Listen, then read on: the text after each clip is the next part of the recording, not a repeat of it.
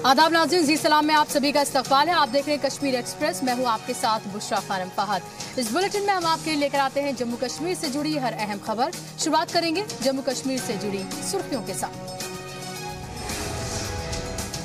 Shopian encounter में भाग निकले दहशतगर्द, फौज का एक जवान जख्मी। ऑपरेशन के दौरान पत्थरबाजी करने वालों की अभी तक गिरफ्तारी नहीं। तारीखी मुगल रोड को जल्द हासिल होगा कौमी शाहराह का दर्जा। मरकजी हुकूमत ने काबीना की मीटिंग में दी मंजूरी। जम्मू कश्मीर को पीर पंजाल खित्ते से जोड़ता है मुगल रोड। महबूबा की नई काबीना में सुनील शर्मा को पावर मिनिस्टर का कलमदान। साबिका काबीना में ये पोर्टफोलियो डॉक्टर निर्मल सिंह के पास था। कलमदान संभालने के बाद जी सलाम से की खास बात। डोडा जिले के काहारा ब्लॉक में मनरेगा मजदूरों के नाम पर लूट। ठेकेदारों पर सरकार के करोड़ों रुपए का चूना लगाने का इल्जाम। मजदूरों ने तनख्वाह न देने का भी लगाया इल्जाम। और इंटरनेशनल ताइक्वांडो चैंपियनशिप में हिंदुस्तान का नाम हुआ रोशन। कश्मीर की मंशा बशीर को गोल्ड और मुजफ्फर शेख को सिल्वर मेडल हासिल।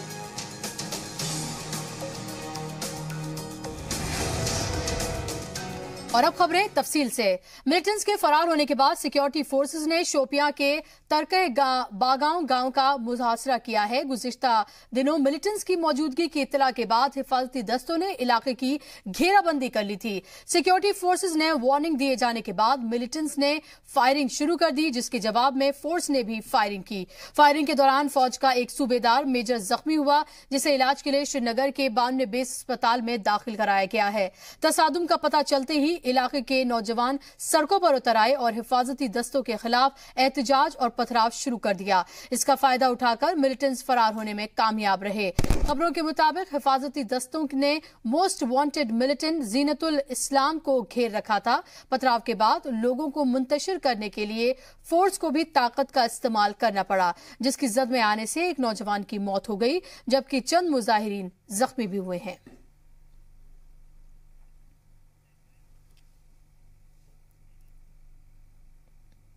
महबूबा की नई काबीना में सुनील शर्मा को पावर मिनिस्टर का कलमदान दिया गया है। साबिका काबीना में ये पोर्टफोलियो डॉक्टर निर्मल सिंह के पास था। कलमदान संभालने के बाद जी सलाम से बात करते हुए वजीर तवानाई ने कहा कि बिजली सप्लाई के निजाम को दुरुस्त करना उनकी अव्वलीन तरजीह होगी। उन्होंने कहा कि चिनाब वैली में चल रहे पावर प्रोजेक्ट को जल्द अज जल्द पूरा कराने की कोशिश की जाएगी।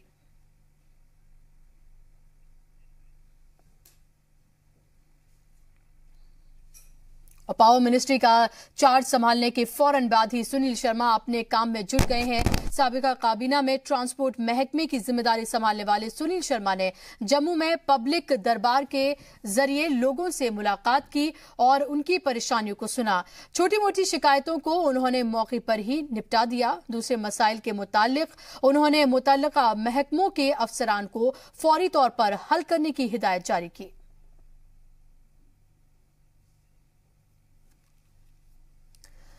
तो आपको बता दें कि सुनील शर्मा ने दरअसल अपने काम संभाल लिया है और फौरन वो मिनिस्ट्री संभालते ही एक्शन में आ गए हैं।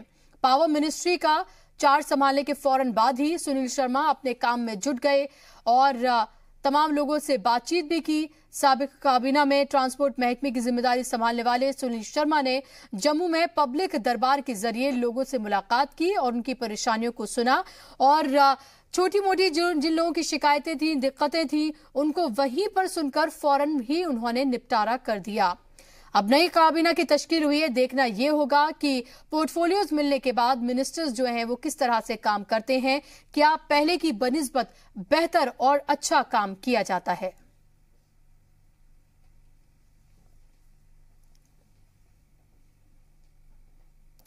काबीना रद्दोबदल में वजीर तवानाई बनाए सुनील शर्मा और मुमलकती वजीर शक्तिराज परिहार वजीर बनने के बाद आज पहली मर्तबा डोडा पहुंचे। डोडा पहुंचने पर पार्टी कारकुनान और हामियों ने दोनों लीडरान का फूलों का हार पहनाकर इस्तकबाल किया। इस मौके पर दोनों लीडरान ने एजाज में टाउन हॉल पर इस्तकबालिया तकरीर भी दी। आवाम से खिताब करते हुए उन्होंने लीडरान के मकामी लोगों को यकीन दिलाया कि इलाके की काम करना और इलाके को देखना, उनकी तरक्की के लिए वो पुरजोश रहेंगे और हम तमाम कोशिशें करेंगे। जितने भी सीनियर कार्यकर्ता हैं वो यहाँ पे मौजूद हैं और भारतीय जनता पार्टी, मैं ये दावे के साथ कहता हूं, जब तक हमारे कंधों पे आप तमाम लोगों की across the party line, across the religious line, आप लोगों की हमारे कंधों पे जिम्मेवारी है। उन सब लोगों को मैं इस मंच से चेतावनी देना चाहता हूं कि जो भाईचारे के नाम पे, जो हिंदू मुसलमान के बीच में एक दीवार पैदा करके दोबारा से अपनी कुर्सी हासिल करना चाहते हैं, आपके दिन उसी दिन खत्म हो चुके हैं जब भारतीय जनता पार्टी की सरकार यहां पे आई। और पार्टी की जो एक्सपेक्टेशन हमसे है और लोगों की जो एक्सपेक्टेशन जो हमसे हैं, खासकर इस चुनाव बेल्ट की, उस पर खरा उतरने का हमारा पूरा प्रयास होगा। जो अंडर डेवलप्ड डिस्ट्रिक्ट जो यहाँ पे बड़ा काम करने का स्कोप है, उसको यहाँ किया जाएगा। मैं ये विश्वास आपको इस माध्यम से जनता को दिलाऊंगा कि हम पूरा फोकस किए हुए हैं कि जो प्रधानमंत्री जी ने कहा है कि सबका साथ और सबका विकास की उन्होंने बात की है, कि हम यहाँ पे हिंदू मुस्लिम भाईचारे को बरकरार रखते हुए इस इलाके की डेवलपमेंट पे हम फोकस करें। और जो कहा गया एजेंडा ऑफ अलायंस में भी हमने इस बात को कहा है कि गुड गवर्नेंस और डेवलपमेंट हमारा मेन एजेंडा रहेगा, उस पर हम काम करेंगे। तारीखी मुगल रोड को जल्द ही कौमी शाहराह का दर्जा हासिल होगा। मरकजी हुकूमत ने जम्मू कश्मीर सूबे को पीर पंजाल खित्ते से जोड़ने वाली मुगल रोड को कौमी शाहराह का दर्जा देने से उसीले तौर पर इत्तेफाक कर लिया है। ये फैसला गुज़िश्ता दिनों नई दिल्ली में मरकजी वजीर ट्रांसपोर्ट नितिन गडकरी, वजीर आला महबूबा मुफ्ती और वजीर तामीरात अम्मा नईम अख्तर की एक आला सतही मीटिंग के दौरान लिया गया। मीटिंग में महकमे के सीनियर अफसरान भी मौजूद थे। इसके अलावा वायलू संगपुरा और चेनानी सिद्ध महादेव सुरंग की तामीर का काम जल्द अज जल्द शुरू करने का फैसला किया गया। वाज़े हो कि इन कामों के हवाले से डीपीआर तैयार करने का काम शुरू हो चुका है। जराये के मुताबिक बर्फ पिघलने के बाद मजीद कार्रवाई अमल में लाई जाएगी।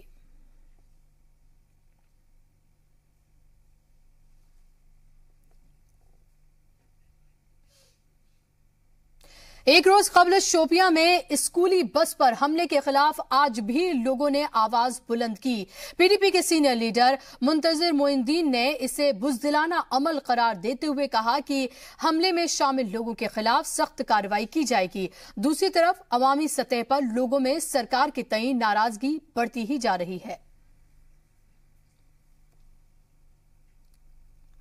ऐसा लगता है कि कौमी सदर की तरह नेशनल कॉन्फ्रेंस के दूसरे लीडर्स को भी मुतनाज़े बयान देने की आदत सी पड़ती जा रही है। गैर जरूरी बयानात के सबब चर्चा में रहने वाले मेंढर के रुकने असेंबली जावेद अहमद ने कहा है कि जम्मू कश्मीर की मौजूदा हालत के लिए सिक्योरिटी फोर्सेस जिम्मेदार हैं। प्रेस कॉन्फ्रेंस से खिताब करते हुए उन्होंने कहा कि पथराव और दहशतगर्दाना कार्रवाई के लिए सिक्योरिटी एजेंसीज जिम्मेदार हैं। ये जो स्टोन पेल्टर्स हैं, ये क्रिएशन किसकी है? ये सब इनकी क्रिएशन है, ये आरएसएस की क्रिएशन है, ये डिस्टर्बेंस पैदा करने की क्रिएशन है और यही करवा रहे हैं। इसमें हमारी कुछ एजेंसियां इन्वॉल्व हैं। देश का मुसलमान जो है वो पक्का हिंदुस्तानी है, देश के लिए कुर्बानियां दी हैं, देशभक्त। रियासत में 102 प्राइवेट कोचिंग सेंटर को चंद शराइत के साथ कोचिंग जारी रखने की इजाजत दे दी है। जी सलाम से बात करते हुए director school of education GN यत्तू ने कहा कि हुकूमत ने रजिस्टर्ड कोचिंग सेंटर्स का जायजा लेने के बाद ये फैसला किया है कि शराइत के मुताबिक कोचिंग सेंटर्स शाम के औकात में क्लासेस चलाएंगे और इसके अलावा दर्जा 8 तक के तलबा के लिए किसी तरह की कोचिंग नहीं होगी। वाज़े हो कि वज़ीर तालीम ने वादी के कोचिंग सेंटर्स पर 90 दिनों की पाबंदी लगा दी थी। जो इस वक्त रजिस्टर्ड कोचिंग सेंटर है 400 से ज़्यादा है।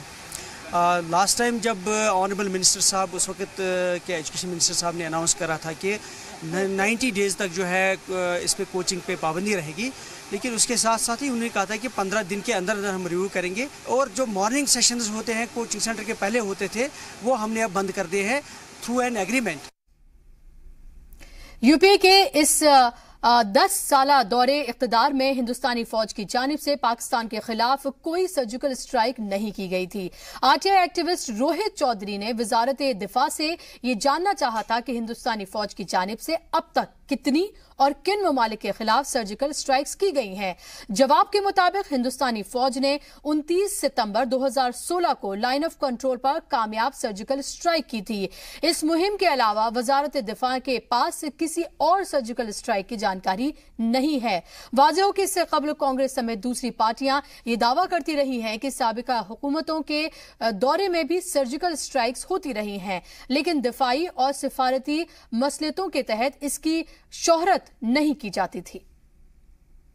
रोहित, क्या सवाल पूछा था और क्या जवाब आया? देखिए, जो मैंने मिनिस्ट्री ऑफ डिफेंस में एक आरटी फाइल की, यहाँ से मैंने पूछा कि आज तक जो है कितनी सर्जिकल स्ट्राइक्स इंडिया द्वारा की गई है। जो डेटा निकल के सामने आया उसमें बताया गया कि 2016 के अंदर जो एक सर्जिकल स्ट्राइक हुई थी, आज तक वही एक सर्जिकल स्ट्राइक हुई है। उससे पहले का कोई डेटा जो है वो मिनिस्ट्री ऑफ डिफेंस के पास अवेलेबल नहीं है।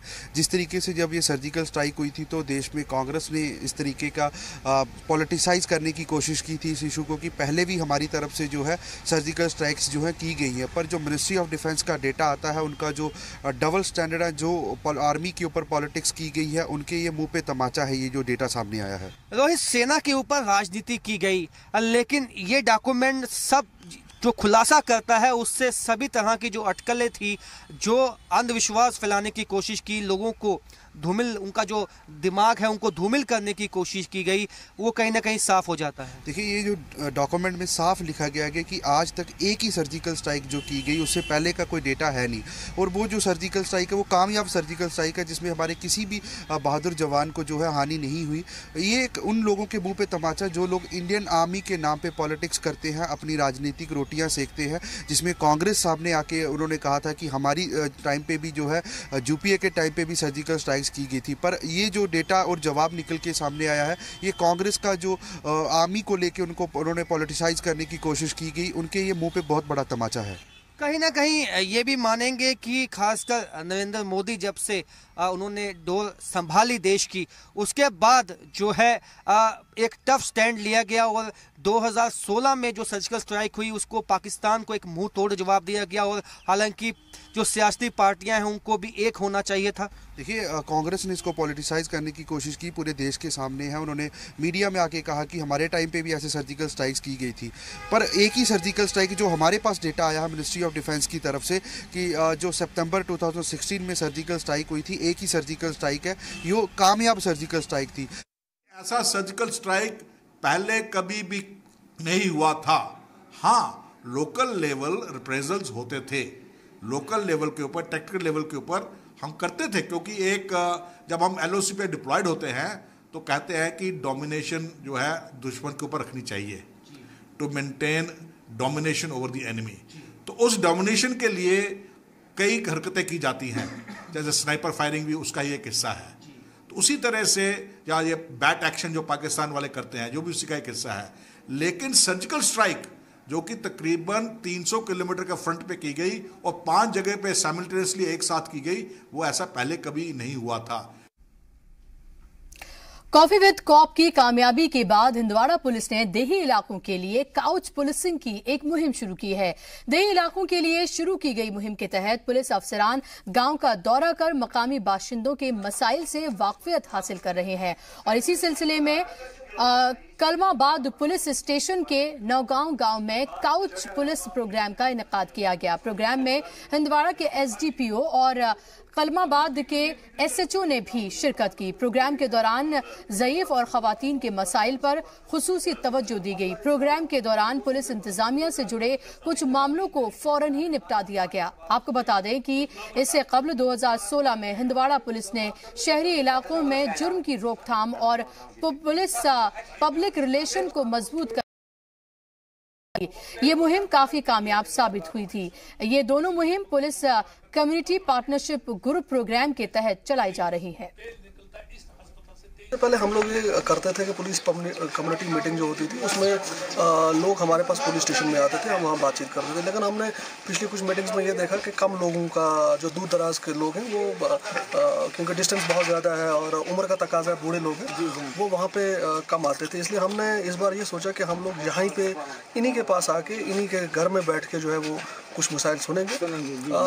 आज की मीटिंग में कुछ लोगों ने मसाइल हमारे रिफ्लेक्ट किए जो डायरेक्टली कुछ हमसे लिंक थे, पुलिस से लिंक थे, वो हमने ऑन स्पॉट एश्योरेंस दिए इनको कि वो हम लोग एड्रेस करेंगे। और कुछ ऐसे मसाइल हैं जो सिविल एडमिनिस्ट्रेशन के, वो हम सूटेबली जो डिफरेंट क्वार्टर्स हैं उन तक हम उनके मसाइल पहुँचाएँ।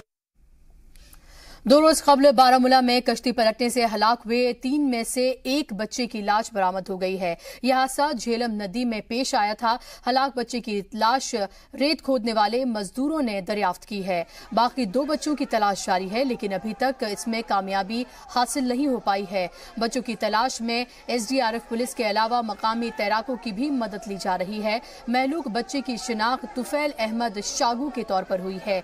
तुफैल दीवान बाग का रहने वाला था।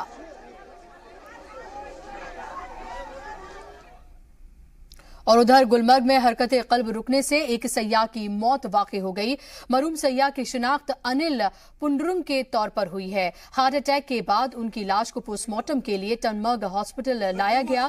कानूनी कार्रवाई पूरी होने के बाद लाश को उनके साथ आए लोगों के हवाले कर दिया गया।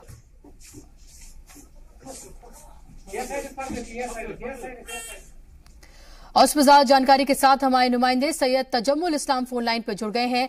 तजम्मुल, और क्या जानकारी है इस पूरे मामले में?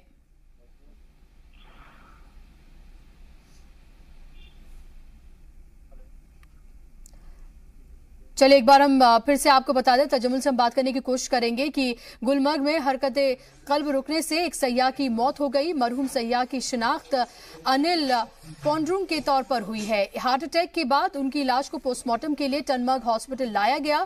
कानूनी कार्रवाई पूरी होने के बाद लाश को उनके साथ आए लोगों के हवाले कर दिया गया। और एक बार फिर से रुख करते हैं अपने नुमाइंदे तजम्मुल का। तजम्मुल, क्या आप मुझे सुन पा रहे हैं?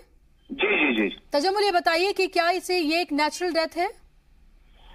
देखिए, जिस तरह से गुलमर्ग और इसके अफरवट के ऊंची ऊंची पहाड़ियों में जब टूरिस्ट जो है ऊपर जाना चाहते हैं, कई बार हमने देखा कि इस तरह के हादसा भी हुए, लेकिन ये कुदरती मौत डॉक्टरों ने करार दी है। और बताया जाता है कि 51 बरस के जो टूरिस्ट थे, वो जब अनिल जब आगे पहुंचे थे तो उन्हें अचानक दिल का दौरा पड़ा, जिससे उन्हें अस्पताल ले जाने की हर मुमकिन कोशिश की गई। सब डिस्ट्रिक्ट अस्पताल टंगमर्ग, जो कि गुलमर्ग के बिल्कुल नवाही इलाके में मौजूद है, यहाँ पर गुलमर्ग के मकामी होटल ग्रैंड मुमताज में वहां पे ठहरे हुए थे कि अचानक उन्हें शिकायत हुई कि शायद उन्हें जो दौरा पड़ने का जो सिलसिला था पहले भी पड़ा था, लेकिन उसके बाद डॉक्टरों ने उसे मुर्दा करार दिया। पोस्टमार्टम और बाकी फॉर्मेलिटीज पूरी करने के बाद लाश को वापस घर रवाना किया जाएगा। लेकिन क्या दुख की बात है कि जब एक दूर दराज बिरून रियासत से कोई मेहमान वारिद कश्मीर होता है और यहाँ की कुदरती खूबसूरती के साथ साथ मौसम से बड़ा लुत्फ अंदोज होता है, लेकिन जब इस तरह से कुदरती मौत वाक़या होती है तो काफी रंजोगम है। इसके बाद इस इलाके में पुलिस ने भी अपना जो काम है वो पूरा किया, क्योंकि गैर रियासती शख्स था, तो उसके बाद मकामी इलाकों में क्या डिटेल्स मिल पाई है कि किस सूबे से ताल्लुक रखते थे, ये कहाँ से आए थे? ये बिल्कुल साफ है कि इनका ताल्लुक मुंबई से बताया जाता है। 51 बरस इनकी उम्र है।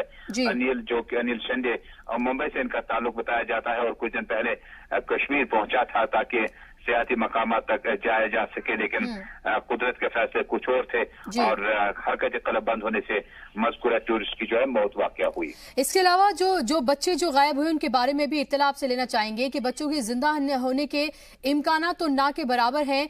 क्या लाश मिलने के इम्कानात कितने हैं, कब तक मिल सकती है, क्या डिटेल्स आपको मिल पा रही हैं? बुशरा, देखिए, जिस तरह से पानी का बहाव जो है वो ये जो पानी का बहाव है शीरी के नाले से होता हुआ मुल्क के उस तरफ जाता है जिसमें पानी का जो बहाव बहुत ज्यादा तेज रहता है। और यही वजह है कि इस ऑपरेशन को, रेस्क्यू ऑपरेशन को फौज, paramilitary force, Jammu Kashmir police, navy और कमांडोज, खुसूसी दस्ते हैं, उनकी खिदमत हासिल की गई, जबकि SDRF की टीम भी मौके पर मौजूद है। और एक लाश को बरामद करने के बाद कोशिश जारी है। खुसूसी गोताखोर जो हैं वो आना शुरू हो चुके हैं ताकि वो इन लाशों को बाजियाब कर सकें, लेकिन उतना आसान नहीं होगा क्योंकि इस नाले का, इस दरिया का जो पानी है वो सीधे उस तरफ जाता है और पानी का जो स्पीड है बहुत ज्यादा है, इसलिए इस इलाके में जो रेस्क्यू ऑपरेशंस में काफी ज्यादा रुकावटें आई। ऐसा पहली बार नहीं हुआ, बल्कि नेवी और बाकी दस्तों ने इससे पहले भी कोशिश की थी कि किसी न किसी तरह से इस लाशों को वापस हासिल किया जा सके, जबकि तुफैल अहमद शगू, सनाफ अब्दुल रशीद शगू, जो कि दीवान बाग का बताया जाता है, उसकी लाश बरामद की गई है। जबकि रेस्क्यू ऑपरेशन के दौरान पुलिस ने दावा किया कि इब्तिदाई तौर पर उन्होंने 2 कमसिन बच्चों की जिंदगी को बचाया, जबकि मजीद 3 जो है उनकी लाशों को बाजियाब करने की हर मुमकिन कोशिश की जाती है। बुशरा, जब हम इस वक्त बराह रास्त मुखातिब हैं तो इस वक्त भी गोताखोरों की खुसूसी टीम के साथ साथ SDRF, जम्मू कश्मीर पुलिस, फौज, पैरामिलिट्री, ये वो खुसूसी टीमें हैं जिन्हें खुसूसी तरबियत होती है कि पानी में इस तरह से अगर बचाने की कभी नौबत पड़ी तो वो गोता लगाकर इनको बचाने की कोशिश करते हैं।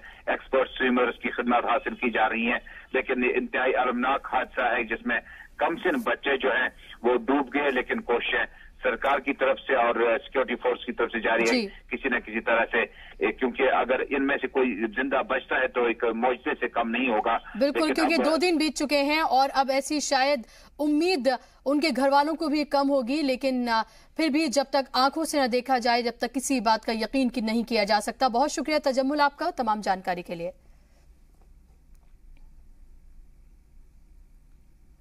बनिहाल में आग लगने से एक रिहायशी मकान पूरी तरह से जलकर खाक हो गया। हालांकि फायर ब्रिगेड को इसकी इत्तला फौरन दे दी गई, लेकिन ट्रैफिक ज्यादा होने के सबब आग बुझाने वाला दस्ता मौके पर नहीं पहुंच पाया। जब तक वो पहुंचता तब तक सब कुछ आग की नजर हो चुका था। गनीमत ये रही कि आग से किसी तरह का जानी नुकसान नहीं हुआ।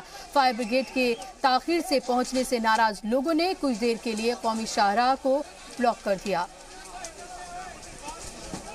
इस बात का निहायत ही अफसोस है कि फायर ब्रिगेड डिपार्टमेंट हमें कहीं नज़र नहीं आ रहा और ये नेशनल हाईवे के 10 मीटर फासले पे ये वाक़ा पेश आया है और टाउन एरिया के बिल्कुल बीच में है।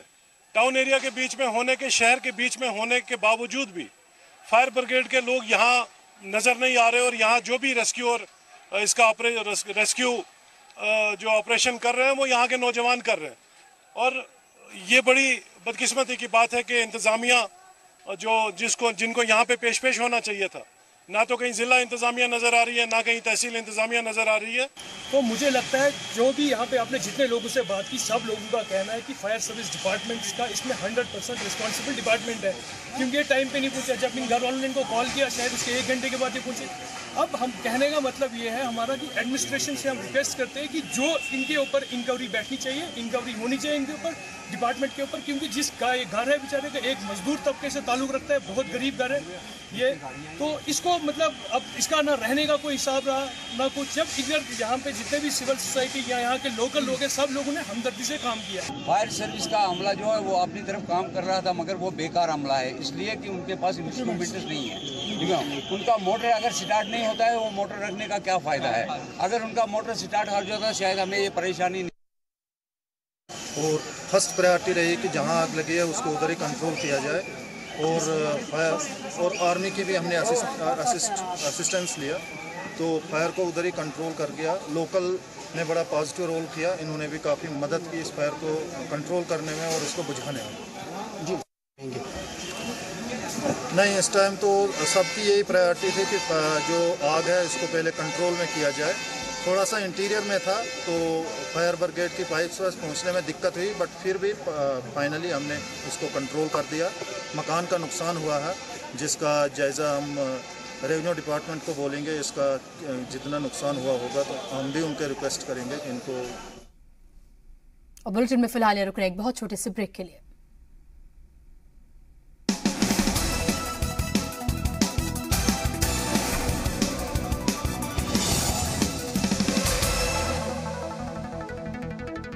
ब्रेक के बाद एक बार फिर से आप सभी का इस्तकबाल है। महबूबा की नई काबीना में सुनील शर्मा को पावर मिनिस्टर का कलमदान दिया गया है। साबिका काबीना में ये पोर्टफोलियो डॉक्टर निर्मल सिंह के पास था। कलमदान संभालने के बाद जी सलाम से बात करते हुए वजीर तवानाई ने कहा कि बिजली सप्लाई के निजाम को दुरुस्त करना उनकी अव्वलीन तरजीह होगी। उन्होंने कहा कि चेनाब वैली में चल रहे पावर प्रोजेक्ट को जल्द अज जल्द पूरा करने की कोशिश की जाएगी।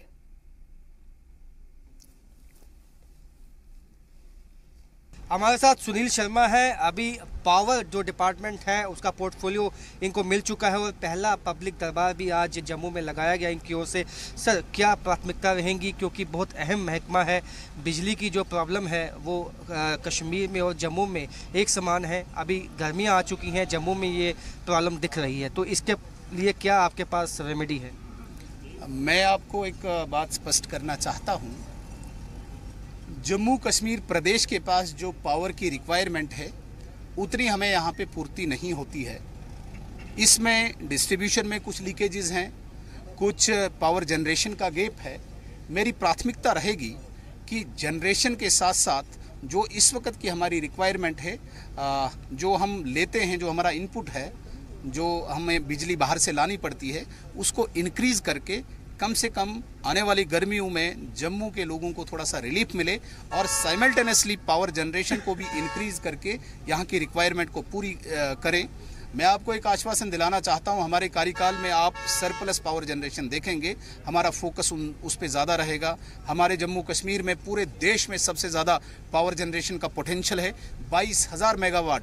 पूरे देश में कहीं इतना पोटेंशियल नहीं है, और वो भी केवल एक जिले में। आपने पोटेंशियल की बात की, चेनाब वैली में कई ऐसे प्रोजेक्ट हैं जो अभी मुकम्मल करने की कोशिश रहेगी हुकूमत की, लेकिन ऐसे में अपोजिशन का ये भी इल्ज़ाम है कि जो हाउस कमेटी की मांग कर रहे थे पिछले दिनों में कि वहाँ पे जो लोगों की ज़मीनें ली गई हैं, उसके बारे में क्या कहेंगे? क्या आपको लगता है कि एक वॉइस कहीं ना कहीं, एक आवाज़ नहीं बन पा रही है पार्टीज़ में? ऐसी बात नहीं है। मैं खुद ऐसे ज़िले से आता हूं जहां पे पावर जनरेशन का पोटेंशियल है, और हमने वहां पे ऑलरेडी एक प्रोजेक्ट बनवाया है डुलहस्ती। मुझे लगता है कि एक मेगा चेंज हमारे एरिया में आई है, चाहे एम्प्लॉयमेंट में, चाहे बाकी चीज़ों में। लेकिन इस वक्त जो स्टेट गवर्नमेंट ने CVPP एक विभाग बनाया है जिसके तहत मेजॉरिटी जो काम है स्टेट गवर्नमेंट कर रही है। मुझे लगता है कि इससे स्टेट की इकोनॉमी का ग्राफ एकदम ऊपर चढ़ जाएगा, एम्प्लॉयमेंट दूर हो जाएगी, और पावर जनरेशन का और रिक्वायरमेंट का जो गैप है वो भी फुलफिल होगा। जहां तक बात आपने कही अपोजिशन की, देखिए सर, अपोजिशन का काम तो अपोजिशन करना है। जिस दिन वो अपोजिशन नहीं करेगी उस दिन उनकी दुकान बंद होगी।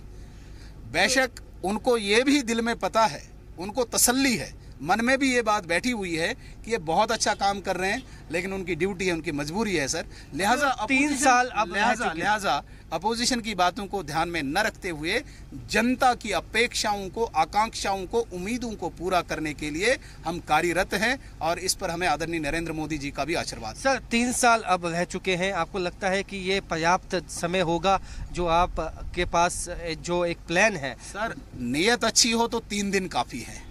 मुझे लगता है कि 3 साल बहुत काफ़ी समय है। अच्छी क्लियर इंटेंशन से इस विभाग में हम काम करें तो 3 साल पर्याप्त। आप ये आश्वासन देते हैं कि आने वाले 3 साल में बिजली की जो समस्या है वो खत्म हो जाएगी? गर्मियों में अब जो डेफिनेटली सर 2 समस्याएं मैं आपको बिल्कुल आश्वस्त करना चाहता हूं। एक कि गर्मियों में जम्मू में और सर्दियों में कश्मीर में जो बिजली की समस्या है, मेरे टेन्योर में अगर आपने मुझे पूरे 3 साल काटने दिए तो जम्मू की भी गर्मियों की समस्या दूर होगी और कश्मीर की सर्दियों की समस्या। दूसरी बात, जो पावर जनरेशन के लिए आप कहते हैं कि समय कम है, आप मतलब एक बहुत मेगा चेंज, एक विजिबल चेंज देखेंगे इस पावर सेक्टर में। सुनील शर्मा जिनका कहना है कि अब आने वाले 3 सालों में जिस तरह से जम्मू और कश्मीर में पावर क्राइसिस देखने को मिलते थे अब वो नहीं मिलेंगे, और उनके पास एक ऐसा प्लान है जिसके चलते जल्द ही surplus power Jammu Kashmir state में होगी। कैमरामैन आशु के साथ राजन वैद, जी मीडिया जम्मू। मशहूर और मारूफ शिया आलिम दीन मेहदी मेहदावी के ले पहुंचने पर जबरदस्त इस्तकबाल किया गया। KBR एयरपोर्ट पर मजहबी और सियासी रहनुमाओं ने उनका खैर मकदम किया। मेहदी मेहदावी ईरान के रूहानी पेशवा अयातुल्ला अली खामनाई के नुमाइंदे के तौर पर हिंदुस्तान आए हुए हैं। ले पहुंचने के बाद उन्होंने इमाम मेहदी की यौम पैदाइश पर मुनक्किद होने वाले यौम नूर तकरीब की सदारत की।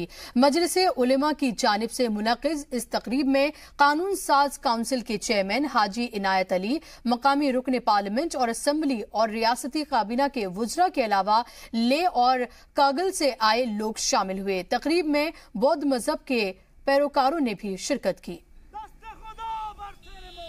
कम्युनिटी की तरफ से महदूपुर जी का ले में हार्दिक स्वागत करता हूं और उम्मीद करता हूं कि उनके इस विजिट से जो कि ले का जो पीस एंड हार्मोनी का एक एरिया है जिसे लोग जानते हैं दुनिया भर में, ये मशहूर है, तो इनके विजिट से और इनके टीचिंग से मुझे उम्मीद है कि लद्दाख के जितने भी रिलीजियस ऑर्गेनाइजेशंस हैं उनको एक अच्छा रास्ता दिखाई देगा, एक अच्छे रास्ते पे चलने का मौका मिलेगा। तो मैं इनका पूरे बुद्धिस्ट कम्युनिटी के ओर से इनका मैं वेलकम करता हूँ। देखिए, मेहदी मेहदावी का जो यहाँ पर विजिट हुआ है आज, और आप देखते हैं जिस तरह के लद्दाख के अवाम चाहे जिस कौम से ताल्लुक रखता है, यहाँ के बुद्धिस्ट है, यहाँ के शिया कौम के लोग हैं, सुन्नी कौम के लोग हैं और यहाँ पर क्रिश्चियन कम्युनिटी है, उन सब ने मिलकर जिस तरह से उनका स्वागत किया, ये लद्दाख में जिस तरह का रिवायती भाईचारा यहाँ पर कायम दायम है तो उसको जतलाता है। इसका सबूत है कि निज़ाम इस्लामी के साथ बीवीजे खुद मकाम उज़माए विलायत हजरत आयतुल्लाह खामनई के साथ कितनी इरादत है लद्दाख के लोगों की, ये इस बात का बेहतरीन सबूत था। कश्मीर में स्कूली बच्चों की बस पर हुए पथराव की वारदात के खिलाफ पैंथर्स पार्टी ने जम्मू में मुजाहिरा किया। मुजाहिरीन ने गवर्नर रूल का मुतालबा किया। पैंथर्स पार्टी ने जम्मू में मुजाहिरा किया। मुजाहिरीन ने कश्मीर में स्कूली बच्चों की बस पर पथराव की मजम्मत करते हुए रियासत में मौजूदा कानूनी निजाम पर तशवीश का इजहार किया। उन्होंने मौजूदा बीजेपी पीडीपी सरकार को इसका जिम्मेदार बताया। पैंथर्स पार्टी के अरकान ने सरकार पर पत्थरबाजों के तई नरम पॉलिसी अपनाने का इल्जाम भी लगाया। मुजाहिरीन ने सरकार का पुतला नजर आतिश करते हुए नारेबाजी की और सरकार को बर्खास्त करके गवर्नर रूल नाफिज करने का मुतालबा किया। कश्मीर की सरकार को बर्खास्त करो। जिस तरीके से लॉ एंड ऑर्डर पूरे तरीके से डिटेरियोरेट हो चुका है, हम ये मानते हैं कि सरकार को सत्ता में बने रहने का कोई भी अधिकार नहीं है। कल की जो घटना हुई है जहां पत्थरबाजों ने स्कूल के बच्चों तक को नहीं बख्शा है, एक पागलपन जो है कश्मीर के अंदर देखने को मिल रहा है, इंसानियत को शर्मसार करने वाली घटना है कि 4 से 7 साल के बच्चों के ऊपर जिस तरीके से पत्थरबाजी की गई और उनको जख्मी किया गया, हम उसके लिए गठबंधन सरकार को पूरे तरीके से जिम्मेदार मानते हैं। मुमलकती वजीर और मकामी रुकन असेंबली अजय नंदा ने कटरा को पॉलीथीन से पूरी तरह पाक करने का अज़्म दिया। बल्दिया के जानिब से चलाई जा रही पॉलीथीन फ्री मुहिम की तारीफ करते हुए उन्होंने अवाम से इस मुहिम को कामयाब बनाने की अपील की। इससे कबल उन्होंने मेन बस अड्डा इलाके में सड़क तामीर के एक प्रोजेक्ट का इफ्तिताह किया। इस सड़कों पर तारकोल बिछाने का काम हो रहा है। वाज़ेह हो कि 1 करोड़ 9 लाख रुपए खर्च करके इस वक्त शहर की सड़कों की हालत सुधारने का काम किया जा रहा है। और मेन मिशन यही है कि हमने कटरा को पॉलीथीन फ्री करना है। इसके लिए मैं यही कहूँगा कि म्यूनसिपैलिटी तो कोशिश कर रही है, सरकार कोशिश कर रही है, एडमिनिस्ट्रेशन कोशिश कर रही है, प्रधानमंत्री नरेंद्र भाई मोदी जी ने मिशन चलाया, लेकिन ये कामयाब तभी होगा जब तक हमारे कटरा की जनता, हमारे कटरा के होटल के भाई, हमारे लोग सारे मिलकर इसमें शामिल नहीं हो। लोग अपनी रिवायत को जिंदा रखने के लिए कुछ न कुछ करते रहते हैं। उन्हीं लोगों में से एक हैं सुमन रैना। सुमन रैना कश्मीरी रिवायत को जिंदा और जावेद रखने के लिए कई तरह की महफिलों का इनेकाद करती रहती हैं। सुमन रैना ने कश्मीरी कल्चर को जिंदा रखते हुए राजस्थान में जरपार नामी रेस्टोरेंट बनाया है, जिसका मकसद राजस्थान में कश्मीरी कल्चर का एहसास जिंदा रखना था। सुमन रैना कश्मीर का खाना लोगों को खिलाती हैं, जिससे इन्हें कश्मीर के पकवान खाने का मौका मिलता है।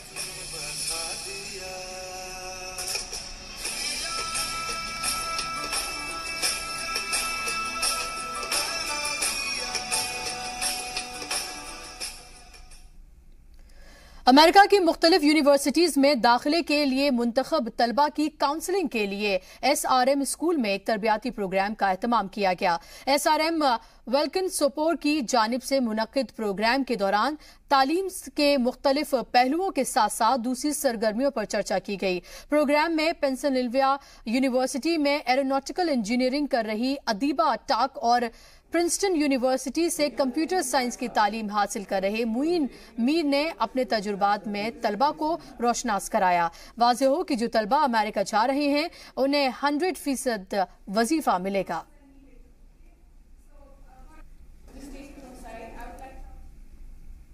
किसान वेलफेयर डे के मौके पर गुज़िश्ता दिनों कुपवाड़ा में एक तरबियाती प्रोग्राम का इनेकाद किया गया। महकमा बागबानी की जानिब से मुनक्किद तरबियाती कैंप इलाके के सैकड़ों किसान इस कैंप में शामिल हुए। कैंप में माहिरीन के अलावा जिला हॉर्टिकल्चर ऑफिसर ने भी शिरकत की। कैंप के दौरान किसानों को बागबानी के हवाले से अहम और मुफीद जानकारी दी गई। हम आमतौर पर कंटिन्यूस राउंड द ईयर इनके साथ अपने ज़िम्मेदारों के साथ बातचीत करते रहते हैं, इनसे मिलते रहते हैं। लेकिन आज का जो प्रोग्राम है ये ख़ास तौर पे एक आजकल हमारे डिस्ट्रिक्ट में पूरे डिस्ट्रिक्ट में एक मुहिम चल रही है एक हफ्ते से। उसमें आज का दिन एग्रीकल्चर और हार्टिकल्चर रिलेटेड प्रोग्रामों के लिए मुख्तस किया गया है, जिसमें आज का प्रोग्राम है फार्मर्स वेलफेयर डे आज मनाया जा रहा है पूरे इंडिया में और हमारे ज़िले में भी। डेमोक्रेटिक फ्रीडम पार्टी के कारकुनान ने पार्टी चीफ शब्बीर शाह की सेहत को लेकर तशवीश का इजहार किया है। शब्बीर शाह हवाला मामले में इस वक्त जेल में हैं। पार्टी कारकुन और उनके अहले खाना का कहना है कि किस तरह से दरअसल इस मामले को लिया जा रहा है।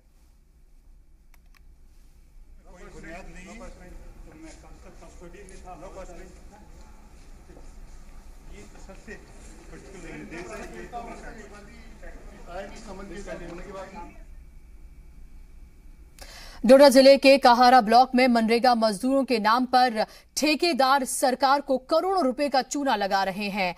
बाटो गड़ा और टांडा पंचायत में मनरेगा के तहत काम करने वाले मजदूरों का इल्जाम है कि महकमे से पेमेंट की अदायगी के बावजूद ठेकेदार उनके जो भी उनका पैसा होता है उसकी अदायगी दरअसल नहीं कर रहे हैं। मजदूरों का कहना है कि गुज़िश्ता 3 सालों से उन्हें उजरत नहीं दी गई है। बीपीएल जुमरे में आने वाले इन मजदूरों के पास आरडीडी महकमे की जानिब से जारी किया गया कार्ड भी है।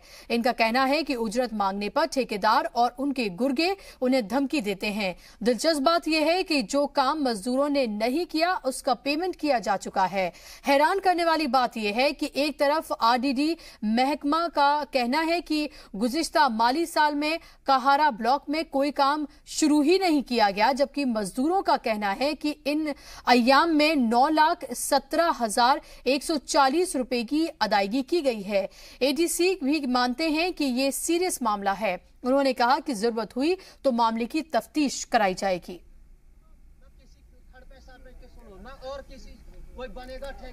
और इस पर ज्यादा बातचीत के लिए हमारे नुमाइंदे राजा रहबर जमाल जुड़ गए हैं, उनसे हम बात करेंगे। राजा, ये बताइए कि ये जिस तरह के इल्जामात लगाए जा रहे हैं इसके बाद अब क्या इंतजामिया हरकत में आया है? क्या इसको लेकर कोई एक्शन लिया जाएगा?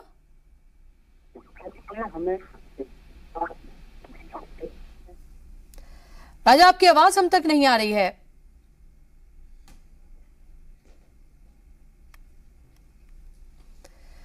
तो हम बात करने की कोशिश करेंगे अपने नुमाइंदे से, लेकिन एक बार फिर से हम आपको बता दें कि लगातार इस पूरे मामले को लेकर लोग सड़कों पर हैं। डोडा जिले के काहारा ब्लॉक में मनरेगा मजदूरों के नाम पर ठेकेदार सरकार को करोड़ों रुपए का चूना लगा रहे हैं।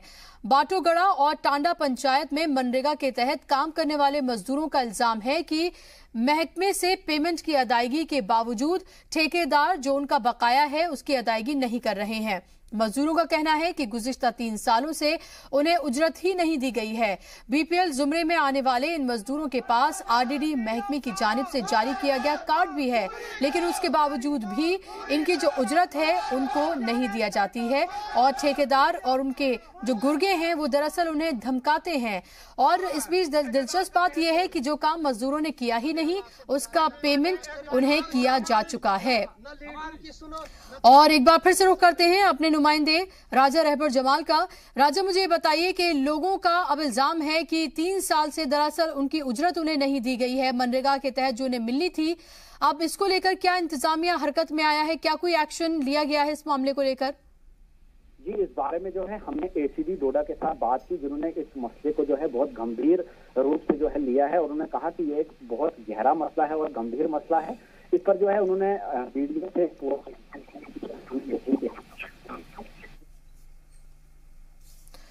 चले रहबर से किन्हीं वजूहात की वजह से राब्ता जो है लगातार टूट रहा है, लेकिन फिलहाल हम आपको बता दें कि ये लोग जो हैं ये सड़कों पर हैं क्योंकि 3 साल उन्होंने काम किया, लेकिन उसके बावजूद भी इनकी जो उजरत है वो इन्हें नहीं दी गई। पटन के बोराम मिडिल स्कूल में एक बड़ा हादसा होने का इंतजार कर रहा है। स्कूल अहाते के अंदर चिनार का एक दरख्त बिल्कुल गिरने के करीब है। दरख्त का एक हिस्सा 1 माह कबल ही गिर चुका है। इसकी वजह से बच्चे हर वक्त खौफजदा रहते हैं, खेलने के लिए बाहर भी नहीं निकलते। बच्चों का ध्यान पढ़ाई से ज्यादा चिनार के दरख्त पर ही लगा रहता है। स्कूल इंतजामिया की जानिब से दरख्त को कटवाने के लिए दरख्वास्त भी दी जा चुकी है, लेकिन अभी तक इस हवाले से उन्हें कोई जवाब नहीं दिया गया। सबसे पहले हम कहना चाहते हैं यहाँ पे एक प्रॉब्लम है इस चिनार की। ये चिनार अंदर से खोखली हुई है, इसके शाख भी खोखले हैं। जब यहाँ पे आंधी आती है तो हम बहुत डरते हैं और मॉर्निंग असेंबली जब भी करते हैं बच्चे बहुत डरते हैं, अंदर छुप जाते हैं। हम यही कहना चाहते हैं सरकार से या इसको काटा जाए या इनकी शाखों को काटा जाए। यहाँ पर ये चिनार है, ये बहुत खोखली हो गई है, हम यहाँ पर डर जाते हैं। कहीं बार बार आला हुकूम से ये हमने रुजू किया था कि इस जो ये चिनार का पेड़ है ये अंदर से बिल्कुल खोखला हो गया, इसके जो शाख है वो भी ख़त्म हो गया। हमने एसडीएम साहब से और यहाँ के लोकल्स को हमने लाया, खासकर सरपंच को, उनसे भी हमने ये कहा था कि इसको आप आला हुकम तहसीलदार के पास जाए, एसडीएम के पास जाओ, तो इसका कुछ न कुछ अजाला की जाए। जिस वक्त भी थोड़ी सी हवा होती है हमें डर लगता है, खुदा न खास्ता यहाँ किसी भी वक्त अनटूवर्ट हो सकता है। अब आपके माध्यम से, आपके वसादत से आला हुकाम तक ये बात कहना चाहते हैं कि मेहरबानी करके इस जो चिनार के या पेड़ है इसको या काट दीजिए या इसकी शाख तराश। कश्मीर एक्सप्रेस में फिलहाल वक्त हो चला है एक और छोटी सी ब्रेक का।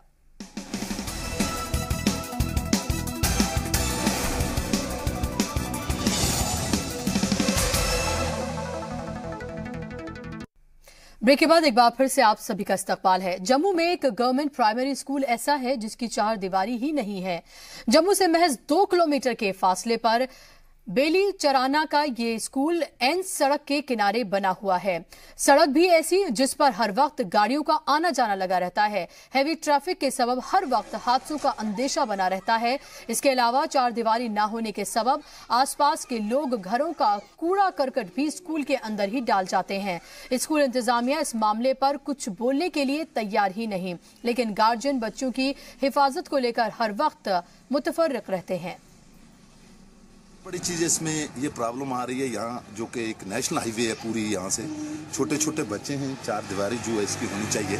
4 दीवारी बहुत लाजमी है क्योंकि 4 दीवारी के अंदर ये चिल्ड्रन जो है ये खेल सकते हैं। दूसरे यहाँ पर जो गंद है, गंद ये बदबू आ रही है, ये देखो आपके सामने पड़ा हुआ है, इस साइड में पड़ा है, इस साइड में पड़ा है, गंद बहुत है। म्यूनसिपलिटी को या मैं किसी डिपार्टमेंट को ये कहना चाहता हूँ कि कम से कम इस गंद को उठाया जाए और यहाँ पर वो कम सफाई हो।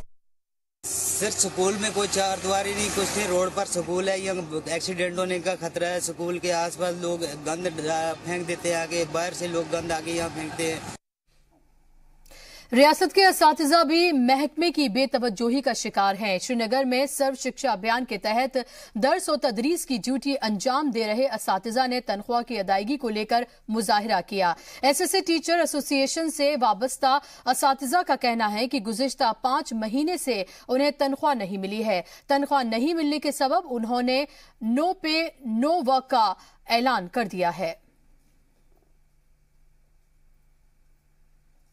ये जो प्रोटेस्ट है ये इसलिए है कि हमारे 41,000 आरईटी टीचर्स लगे हैं अंडर एसएसए स्कीम सरकार ने ये मामूल बनाया है कि 4 महीने के बाद हमें 1 महीना दिया जाता है, जैसे भिखारियों को भीख दी जाती है। We are nation builders. हम एक स्कीम के तहत लगे हैं जिसको रहबर तालीम स्कीम कहते हैं, गवर्नमेंट ऑर्डर नंबर 396।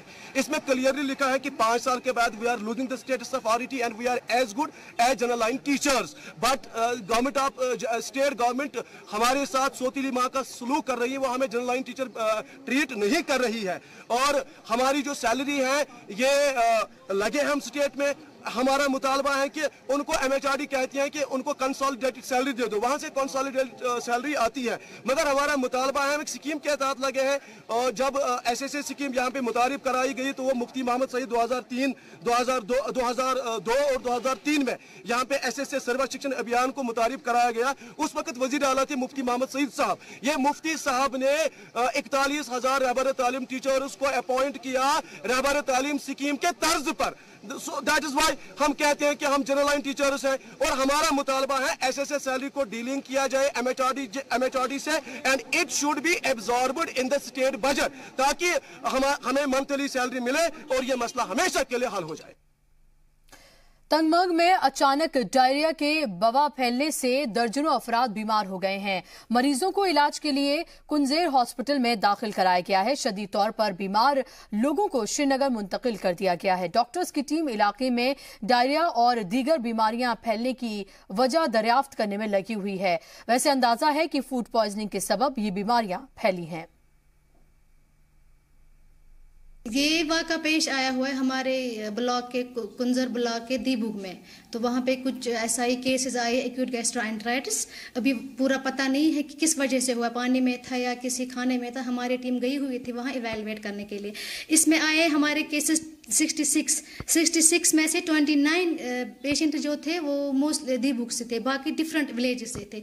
उनमें से 29 में से हमने ओनली 2 पेशेंट जो बच्चे थे वो रेफर किए, बाकी को हमने यही पे ट्रीटमेंट देके आधों को घर भेजा। आधे पेशेंट एडमिटेड है हमारे यहाँ पे इसी कुंजर में।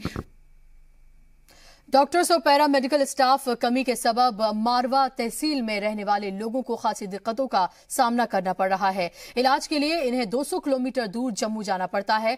हालांकि इलाके में कई PHC सेंटर्स हैं, लेकिन सभी जगह स्टाफ की कमी है। इसी तरह बाज जगहों पर किराए के मकान में ट्रॉमा सेंटर्स चलाए जा रहे हैं। मकामी लोगों ने हुकूमत से इस बारे में ठोस इक़दामात उठाए जाने का मुतालबा किया। मड़वा दक्षिण वड़वान ब्लॉक दक्षिण जो मेडिकल ब्लॉक पड़ता है उसके लिए RBS के तहत अभी तक 2 गाड़ियां जो हैं इशू हुई थी, लेकिन एक ऑफिशियल सोर्स के मुताबिक मुझे पता चला कि वो 1 साल कबल जिसका पैसा भी निकाला गया है, वो गाड़ियाँ भी मड़वा के लिए इशू हुई है, ड्राइवर से इशू हुई है वहाँ पर। तो लेकिन अवाम की तरफ से भी शिकायत सरकार तक पहुँचाना चाहता हूँ कि इस बात पर थोड़ा गौर करें कि अगर सरकार ने RBS के तहत मड़वा के लिए 2 गाड़ियाँ सैंक्शन की, वो गाड़ियाँ आखिर कहाँ पे हैं। बताया जाता है कि वो गाड़ियाँ जो हैं वो ब्लॉक मेडिकल ऑफिसर दक्षिण जो हैं वो अपनी तहवील में रखे हुए हैं और अपने इस्तेमाल के लिए घर में रखे हैं और कहीं रूट पे चलाए जा रहे हैं। श्रीनगर में वर्ल्ड प्रेस डे से एन कबल प्रिंट और इलेक्ट्रॉनिक मीडिया से वाबस्ता सहाफियों ने मुख्तलिफ मुतालबात को लेकर घंटा घर पर मुजाहिरा किया। सहाफियों का कहना है कि हुकूमत की सख्त पॉलिसीज के जेरे असर रियासत में शाया होने वाले अखबारात बंद होते जा रहे हैं। सहाफियों का कहना है कि हुकूमत को छोटे और नए अखबारात की मदद करनी चाहिए।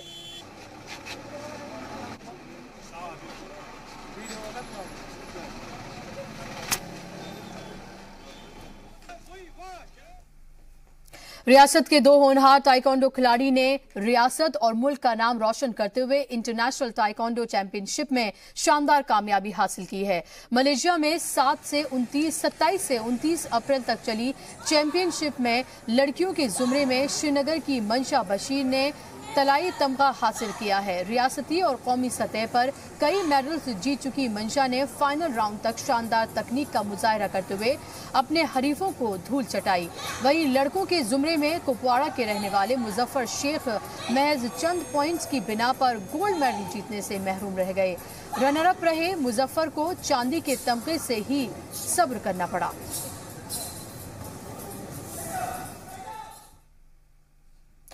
10वीं के इम्तिहानात में इम्तियाजी नंबरात के साथ टॉप करने वाली ऋषिक रनियाल फौज में शामिल होकर मुल्क की खिदमत करना चाहते हैं। ऋषिका ने JK state board of school education के इम्तिहानात में पुंछ में पहला मुकाम हासिल किया है। पेशे से टीचर, वालिदैन की औलाद ऋषिका में फौज में शामिल होने का जज्बा पुंछ के हालात देखने के बाद पैदा हुआ। वहीं जिले में तीसरी पोजीशन हासिल करने वाली शबनम फारूक डॉक्टर बनकर आवाम की खिदमत करना चाहती हैं। हाई स्कूल एग्जाम में तीसरी रैंक हासिल करने के बाद डॉक्टर बनने की उसकी ख्वाहिश मजीद मजबूत हो गई है।